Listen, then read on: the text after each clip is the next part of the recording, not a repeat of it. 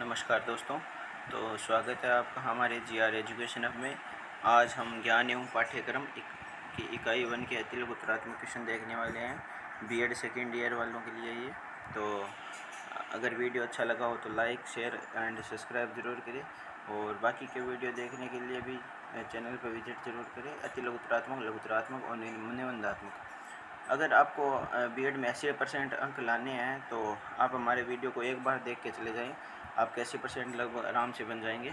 एक बार अगर आपने वीडियो देख लिया तो लिखने में थोड़ी आसानी होगी, उसमें कुछ ना कुछ लिख पाओगे आप।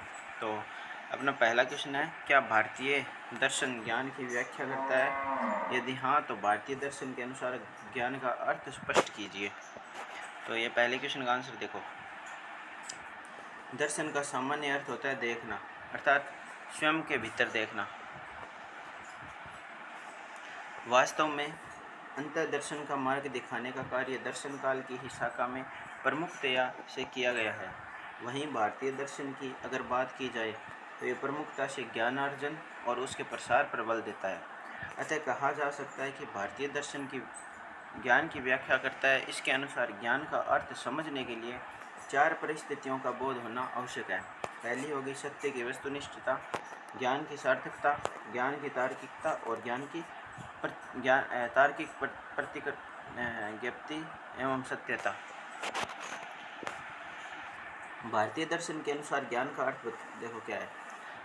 ज्ञान सत्य होना चाहिए जिससे उसकी वस्तुनिष्ठता का आंकलन किया जा सके, साथ ही उसके अस्तित्व में कोई संदेह नहीं होना चाहिए, जिससे इसकी पुष्टि सारगर्भित रूप से की जा सके। सामान्यतः आध्यात्मिक ज्ञान को ही दर्शन का विषय माना जाता है, परंतु भारतीय दर्शन हर उस ज्ञान को महत्व देता है जो व्यक्ति को स्वयं के अंदर देखने एवं स्वयं को विकसित करने में मदद करता है।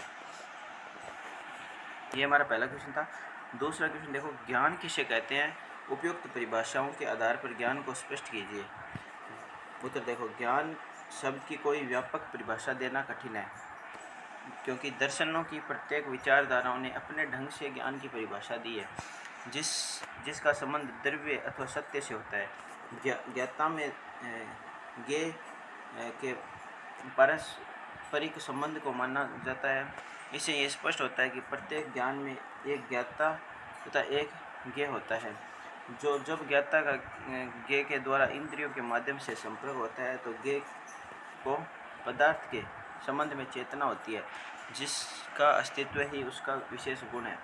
उसे ही ज्ञान की संज्ञा दी जाती है। ज्ञान को और अधिक स्पष्ट रूप से समझने के लिए इसकी निम्न परिभाषाएं इस प्रकार है। ज्ञान को देखो, पहले सुकरात के अनुसार ज्ञान की परिभाषा देखो। ज्ञान एक ऐसी शक्ति है जिसकी सहायता से कोई कार्य किया जाना संभव होता है। आंद्रे बूद्रो के अनुसार ज्ञान को ज्ञान रूप में परिभाषित किया जा सकता है कि यह वो चीज़ है जो किसी प्रदत्त संदर्भ में सत्य पाया गया और सत्य किसी क्रिया को कराती है यदि कोई बाधा उपस्थित न हो तो। तीसरा देखो, ज्ञान की परिभाषा कोर्ल स्वेबी द्वारा कुछ करने या क्रिया करने की क्षमता ही ज्ञान है। लोक के अनुसार ज्ञान लोगों की बुद्धि और योग्यता में विद्यमान ज्ञान और उपस्थित होने का योग है। अतः ज्ञान को सभी शिक्षा का अधिकार माना जाता है। ये हमारे 2 क्वेश्चन हो गए कंप्लीट। तीसरा क्वेश्चन देखो, ज्ञान को एक साधन के रूप में परिभाषित कीजिए। ज्ञान एक साधन के रूप में। सामान्यतः ज्ञान को साधन एवं साध्य दोनों माना जाता है। जब हम किसी विशेष उद्देश्य की प्राप्ति की ओर अग्रसर होते हैं तब उसे क्षेत्र विशेष के ज्ञान की आवश्यकता होती है। इस संदर्भ में ज्ञान के एक साधन के रूप में कार्य करता है, किंतु जब हमारा उद्देश्य ही ज्ञान की चरम सीमा तक पहुंचना होता है तब वहाँ ज्ञान स्वयं साध्य बन जाता है। यहाँ हम ज्ञान को एक साधन के रूप में स्पष्ट करेंगे। पहला देखो, सीखने का सिद्धांत। ज्ञान के ये साध्य को स्पष्ट करने के लिए सिद्धांत है। एक ज्ञान के रूप में तब साधन बन जाता है जब सीखने के सिद्धांत का प्रयोग सीखने की प्रक्रिया को समझने के लिए किया जाए। इससे ज्ञान प्राप्त करके किसी प्रत्यय की समझ विकसित की जा सकती है। दूसरा, जब हम कुछ सीखते हैं या समझते हैं तब ज्ञान का प्रयोग हम एक साधन के रूप में करते हैं, जिससे समझने के लिए सैद्धांतिक ज्ञान का प्रयोग करना पड़ता है। मनुष्य में बोध विकसित करने के लिए वेद ज्ञान का सहारा लेना पड़ता है। इस वैध ज्ञान की सहायता से किसी प्रत्यक्ष सिद्धांत या नियमों को समझ सकते हैं। तीसरा देखो, ज्ञान प्राप्त करके इसका व्यवहारिक जीवन में प्रयोग किया जाए। इस प्रकार ज्ञान का किसी वास्तविक परिस्थिति में प्रयोग किया जाए, जैसे सीखने का सिद्धांत की कक्षागत परिस्थितियों में एक एक शिक्षक द्वारा साधन के रूप में प्रयोग किया जाए। ये हमारे 3 क्वेश्चन कंप्लीट हो गए।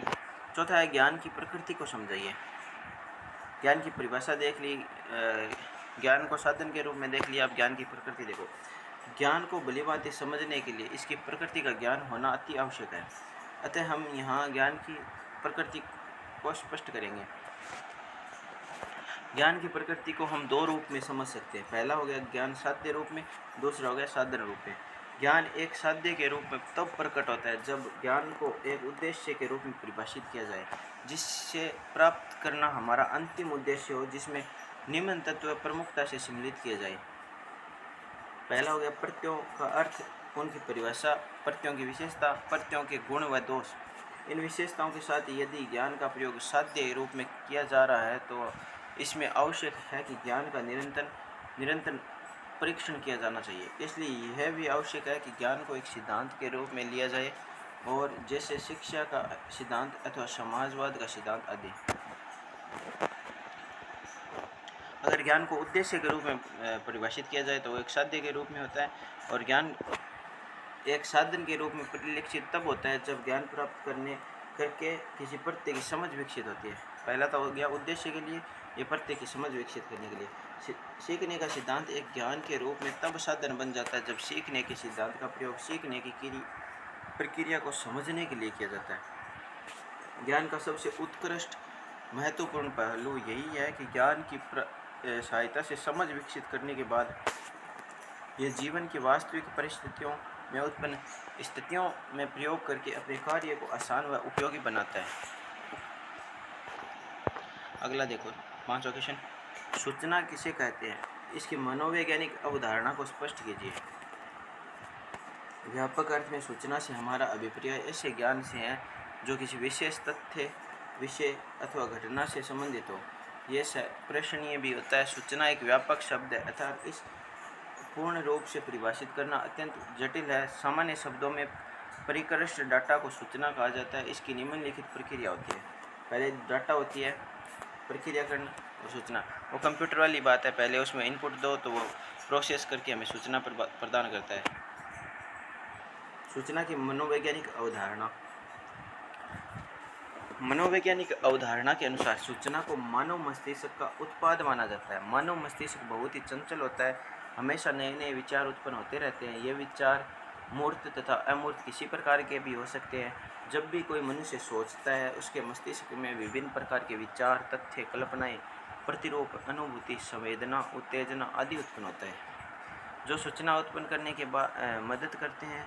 दूसरे शब्दों में हम यह भी कह सकते हैं कि सूचना सामान्य रूप से आंकड़ों अथवा तथ्यों के एकत्रित समूह का विस्तृत स्वरूप है, जिसे संचरण हेतु किसी माध्यम में अंकित किया गया हो, अथवा विभिन्न रूपों में एकत्रित किए गए तथ्य डाटा को विश्लेषित तथा संशोधित करने के पश्चात परिष्कृत अर्थपूर्ण उपयोगी स्वरूप को सूचना कहा जाता है। अर्थात इसका मतलब इसका सार ये है कि अगर किसी आंकड़ों के समूह को परिष्कृत और अर्थपूर्ण उपयोगी स्वरूप बनाना ही सूचना कहा जाता है। सूचना को परिभाषित कीजिए। सूचना को अलग अलग प्रकार से परिभाषित कर सकते हैं। अलग अलग लोगों ने अलग अलग प्रकार से परिभाषित किया है। तथ्यों, आंकड़ों के व्यवस्थित क्रमबद्ध स्वरूप को सामान्यतः सूचना के नाम से जाना जाता है। इसे अर्थ संदर्भ को अधिक स्पष्ट करने के लिए इनकी परिभाषाओं को स्पष्ट किया जा सकता है। अब देखो, कंसाइज ऑक्सफोर्ड इंग्लिश डिक्शनरी ने सूचना को किस प्रकार से परिभाषित किया? वह ज्ञान जो किन्हीं विशेष तथ्यों, घटनाओं, विषयों से संबंधित हो, जिसका संप्रेषण किया जा सके, सूचना कहलाती है। दूसरा देखो, Webster dictionary of English language ने सूचना को किस प्रकार से परिभाषित किया? सूचना किसी भी प्रकार से संग्रहित, अध्ययन अथवा शिक्षण द्वारा ग्रहण की गई उस बौद्धिक अवधारणा को कहते हैं जो लिखित अथवा मौखिक रूप से तथ्यों, डाटा और ज्ञान पर आधारित होती है। तीसरा देखो, एन बल्किन के अनुसार सूचना उसे कहते हैं जिसमें आकार को परिवर्तित करने की क्षमता होती है। चौथा देखो शेबली और टर्नर के अनुसार सूचना वह आंकड़े हैं जो व्यक्तियों के मध्य प्रेषित हो सके और प्रत्येक व्यक्ति इनका उपयोग कर सके। और ये तो आपको याद ही रखनी पड़ेगी परिभाषाएं सारी। आगे देखो सूचना का महत्व बताइए। सूचना असंग्रहित तथ्यों आंकड़ों का व्यवस्थित रूप होता है। अलग अलग स्वरूपों में संग्रहित डाटा को विश्लेषित और संशोधित करने के पश्चात उसका परिष्कृत अर्थपूर्ण और उपयोगी स्वरूप सूचना कहलाता है। किसी भी राष्ट्र के विकास और प्रगति हेतु एक महत्वपूर्ण संसाधन माना जाता है सूचना। सूचना के महत्व को प्रतिपादित करने के लिए निम्नलिखित तथ्यों को भली भांति समझ लेना आवश्यक है। सूचना डाटा का संगठित, व्यवस्थित और परिष्कृत स्वरूप होती है जिससे उसको स्पष्टतः समझा जा सकता है। अगला देखो सूचना अपरिमित, वर्धनशील और अंतःवर्षीय होती है जिसमें ज्ञान की प्राप्ति में विशेष रूप से सहायता मिलती है। सूचना साधपूर्ण, पूर्णतः उद्देश्यपूर्ण और मानवीय मस्तिष्क को संबंध प्रक्रिया होती है। सूचना प्रयोक्ता के ज्ञान के स्तर और उसकी योग्यता में वृद्धि करती है। सूचना की उपयोगिता में समय अनुसार परिवर्तन संभव होती है।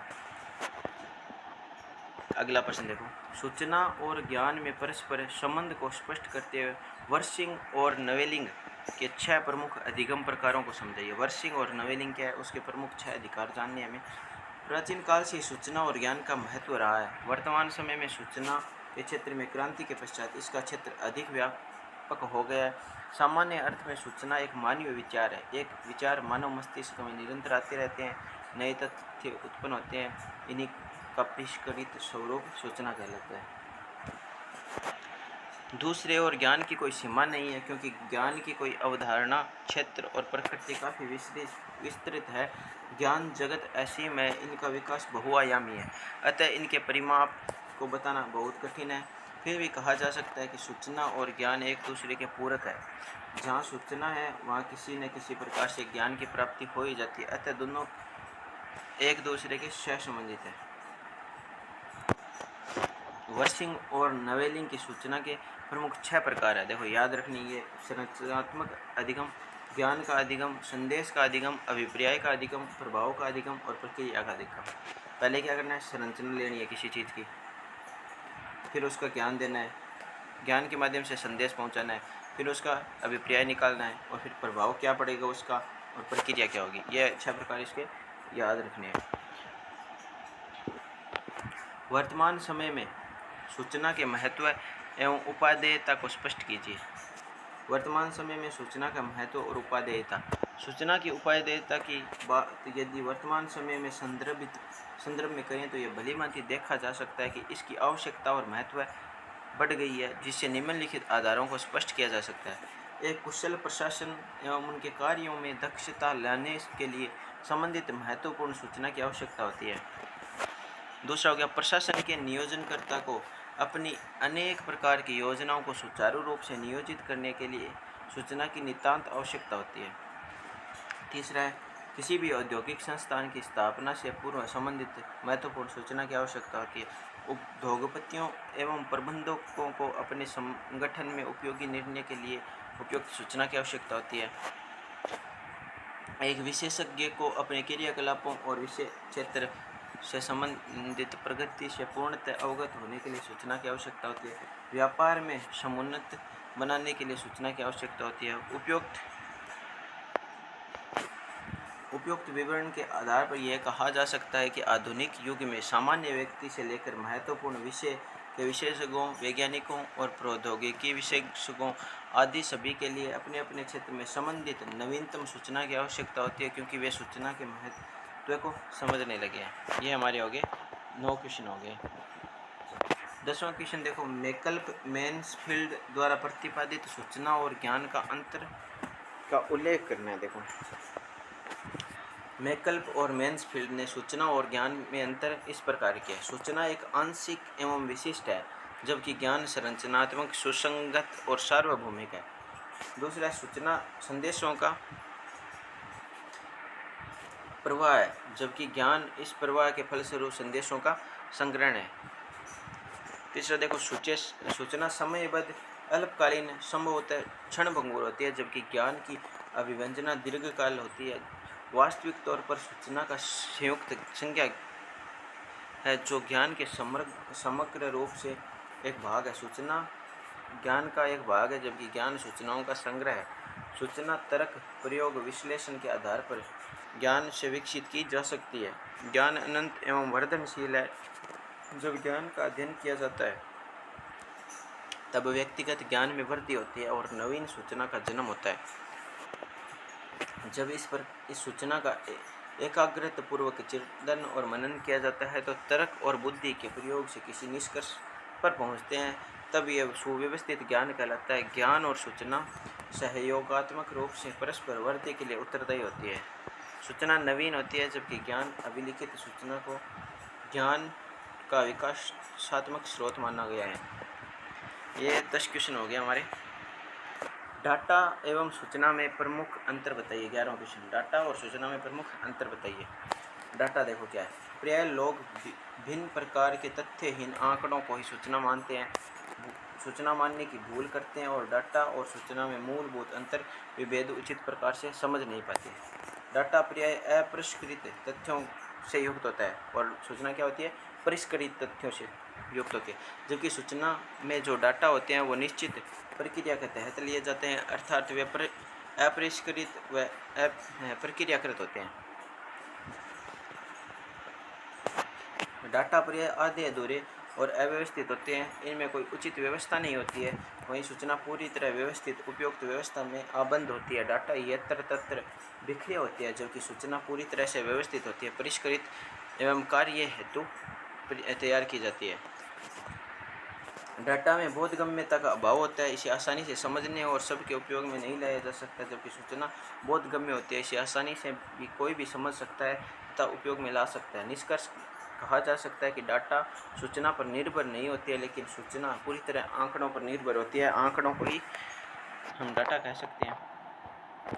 12वां क्वेश्चन देखो, ज्ञान प्राप्ति के लिए इंद्रियानुभूत को स्पष्ट कीजिए।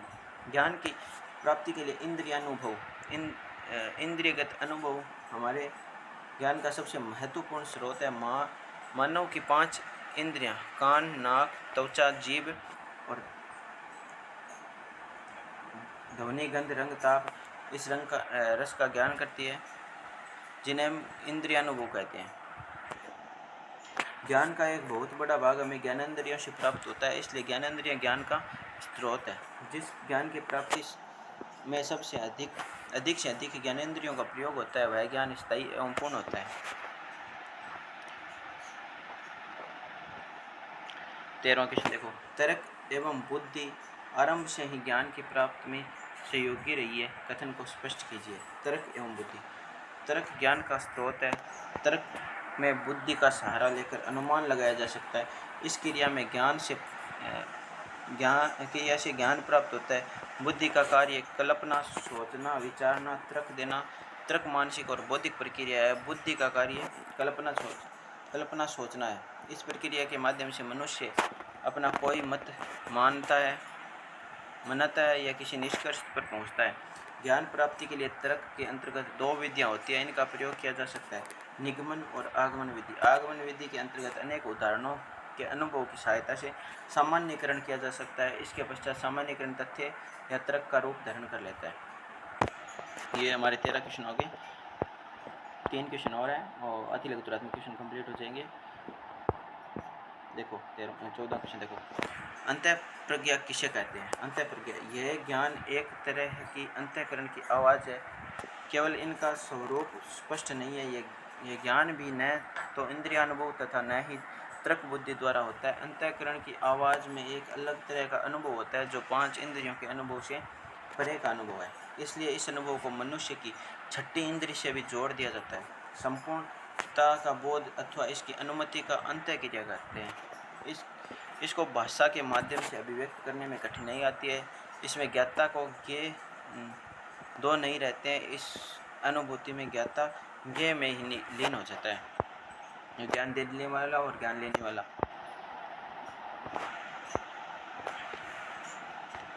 15वां क्वेश्चन देखो, श्रुति को समझाइए।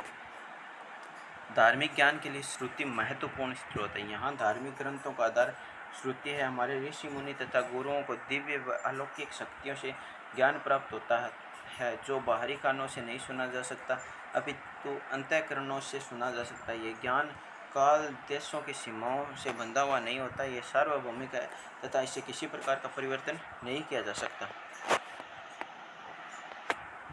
ज्ञान की प्रकृति को वर्तमान अवधारणा के रूप में समझिए। ज्ञान की प्रकृति को हम निम्नलिखित बिंदु से समझ सकते हैं। ज्ञान की प्रकृति का प्रत्यक्ष संबंध यथार्थ से है। ज्ञान के द्वारा वस्तु के उस यथार्थ स्वरूप को माना जाता है जिस स्वरूप में वह है, अतः ज्ञान उस सीमा तथा यथार्थ रूप में होगा जिस सीमा तक वह वस्तु को उसी रूप में प्रस्तुत करता है जिस रूप में वह मानी जाती है। यदि ज्ञान के प्रकाश में हम उस वस्तु को दर्शन नहीं कर पाते हैं तो ये माना जाता है कि वह इस प्रकार की है। यदि वास्तव में हम उस वस्तु के दर्शन नहीं कर पाते हैं तो ये माना जाता है, लेकिन उसका स्वरूप अलग ही होता है। ज्ञान के द्वारा ज्ञान के अभाव में हम उस स्वरूप को न समझकर ये मानते हैं कि संसार सत्य है और ईश्वर सत्य है। अतः ज्ञान की प्रकृति यथार्थ में विश्वास तथा यथार्थता के लिए उचित प्रमाण में निहित होती है।